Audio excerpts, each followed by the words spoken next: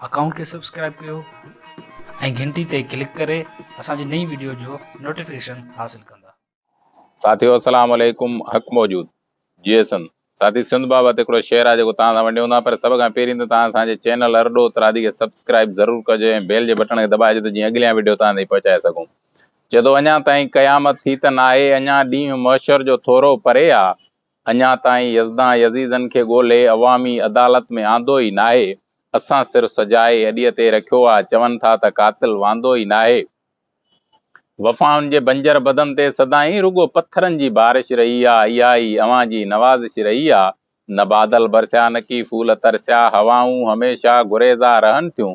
असांजे जिस्म जे ज़ख़्मनि खे चीरे हवाऊं हमेशह परेशान रहनि थियूं। असांजो मुक़दर आहे जोगीअ जी बगिरी बगिरी बि अबरी, जंहिंमां प्यार जी पंजकणी छणी वई, हवा तेज़ आई ऐं ज़ाया खणी वई।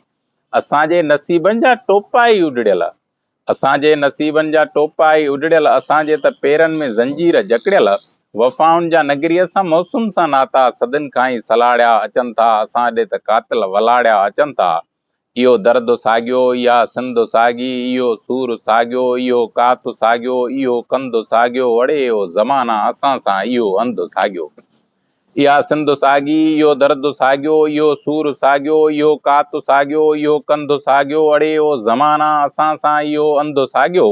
पर पोइ बि जॾहिं कंहिं धरतीअ मथां दांह कई आहे, असां त मथे खां मथे बांह कई आहे। पर पोइ बि जॾहिं कंहिं धरतीअ मथां दांह कई आहे, असां त मथे खां मथे बांह कई आहे। पोइ हुस्न जे हुगाउनि न रोकियो असांखे, उन्हनि जे अदाउनि न रोकियो असांखे। कढियो जो बेवफ़ा बदन भाकुरनि मां, कंहिं कोमल जे बाहुनि न रोकियो असांखे। लड़ियासूं त लश्कर सां लड़ंदा रहियासूं, मुआसूं त पंहिंजे मिटीअ में मिलियासूं। न ॾेहां डुलियासूं न राजा रुलियासूं, पर जॾहिं लहूअ मां लाल थी वियो बदन ना, असां खून पंहिंजे जो पातो कफ़न ना। असां खां पुछी थो अड़े ओ ज़माना, असांजी मुहबत असांजी रियाज़त असांजी शुनाख़त, जे ॿुधणु चाहीं थो त ॿुध। हीअ सॼी जी सॼी सिंध सजदे जे लाइक़ु रही आहे। वञी पंहिंजे फ़तवा फ़रोशनि खे चइजांइ, चरियनि चंड खे अॼु चुमी ॾेई छॾी आहे, चरियनि चंड खे अॼु चुमी ॾेई छॾी आहे। जय सिंध।